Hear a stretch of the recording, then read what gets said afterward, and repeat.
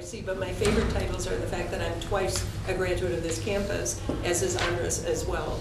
I also am a returning student. I returned here once for my second degree, and I returned to Northeastern once for a degree. So I know the situation you're in. And I think both Andres and I would agree that one of the best things that ever happened to this campus is Maxine Goldberg.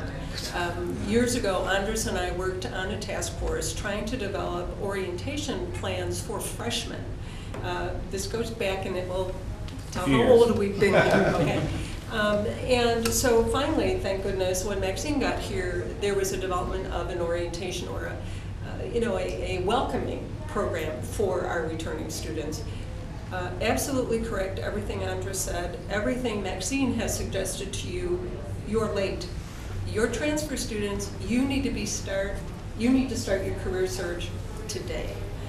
No question about it, because you brought life value with you, and your 2 years here are going to go by so fast. So the kinds of opportunities that she's providing, the kinds of suggestions that Andres is making, absolutely true. We are happy to be partners with the Career Services Center here in helping you throughout your life. What you've all talked about just describes the richness of this campus, something that Andres and I have always enjoyed throughout the years. There is no majority here at UIC among our 27,000 students, and I'm sure you've seen that diversity, not just in age, but in every sort of cultural background. Absolutely true about our alumni. You are now a member of a community of the largest alumni body in the United States. There are 750,000 graduates or students in the U of I family. We have 3 campuses. The smallest one is in Springfield. They have about 5,000 enrolled. UIC has about 27,000, and our rural campus, that we like to refer to it, is we're on the cornfields. is about 47,000. We are the premier state university in Illinois, and about 70% of our alumni live in the state of Illinois, which means you have opportunities to network with alumni in very, very special ways and right from the beginning. We converted to a model a few years ago that allows you to tap into the alumni network while you are still here. Use Andres' services for careers until you graduate, but you can use the online network to interact with alumni and learn about the professions more, learn about where they would advise you to look for careers or something like that. So our website is mentioned on some of these materials that I handed out. When you've finished and further on down in your career, if you decide to change careers later again or something, we provide one of the only full-service alumni career centers in the country. There's only 2, and we have one of them. It's downtown, across from Willis Towers. I have to keep reminding myself it's not Sears anymore.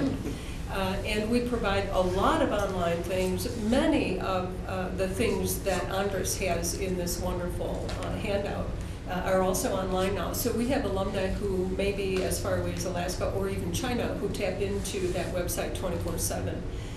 It is something that's provided because of the donations from alumni to allow that. And you can imagine during this economic downturn, very, very much use of our website and our in-person counseling. So keep that in the back of your mind. You're always a member of that community, and although Andres will say a fond farewell to you after you graduate, we never will.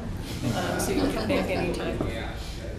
This little pamphlet is something that is a brief description of the kind of things that the Alumni Association does, and you can slip that in your wallet or somewhere, and it's always just a quick reminder of the kind of services.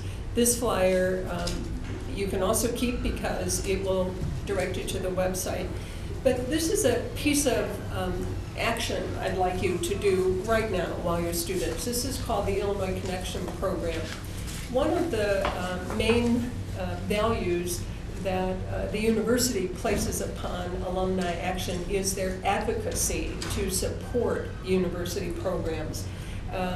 We do several events and activities throughout the year that help communicate the importance of subsidizing or supporting the university through legislative action. So I think some of you talked about, you've been in some sort of advocacy effort before. These are opportunities for you to get to know at the grassroots level how education is supported, how important it is to keep it here for you, how important it is for the MAP grants and the Pell grants and the research grants and so forth. So we encourage you to sign up. We have half of the members of the Illinois Connection program are from UIC. We're always been a pretty active campus, and I think that's carried through in our alumni as well. So we're welcoming you anytime to the 5th floor up here, especially if you're here early and the computer center isn't open and you need to get a paper out. Feel free to come up there. We're usually there before 8 o'clock and happy to provide you with computer services. And you can check our website for programs.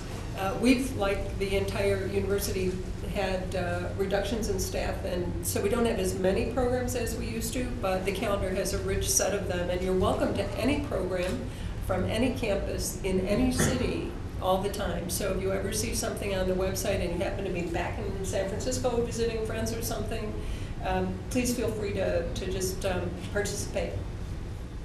So I can tell you we expect to be doing a program in the suburbs, a big networking event for alumni. We would be happy to have people come and volunteer to help welcome our alumni and begin your, like you say, you never know when you're going to meet somebody. We have our big Alumni 5 Award Dinner that takes place on October 14th.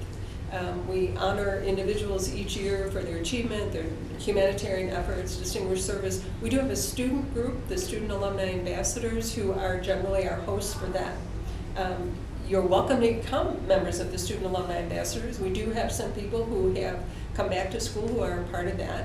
And they also do Spirit Week. They'd be happy to have volunteers working with Spirit Week. That happens in February.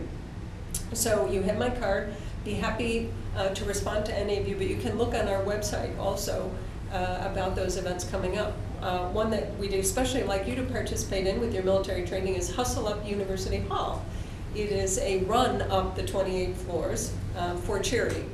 And that's going to happen in February, so you can all start training and get ready to be in shape to do that. So it's a way to attract alumni back, and that's another opportunity. Every opportunity is a time. That's why what Anders is saying about having resumes ready all the time, you never know when an opportunity is going to happen, and that's why I've suggested a card, because you may not be carrying your resume around, but if you swap them, you know, or hand it to somebody, they're more likely to give you their email or their card, and then you've got the advantage of being able to reach back to them and say, you won't remember me, but I met you crossing campus, and I just read about Caterpillar in the newspaper, and by the way, I'm ready to graduate now, and here's my resume, kind of thing.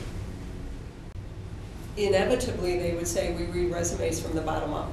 We know if you got your degree from UIC, this is a very highly respected Research One institution. So we know whatever your degree is in, it's a valid degree. But now we want to know if you fit. Now we want to know if you can interact with people. Now we want to know how you manage your time. So they will look at the bottom for exactly the kinds of things you're talking about. Was I a leader? Was I involved? Can I communicate? Can I play on a team or something? You're absolutely right. It doesn't have to be a host of things, but it does have to show, it has to provide you with a story that you can tell when you're in an interviewing situation.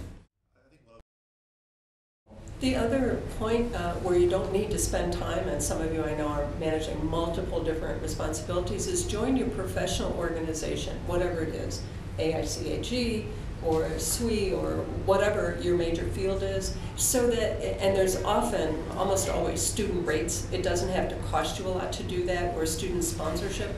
It generally will give you a magazine once or twice a year.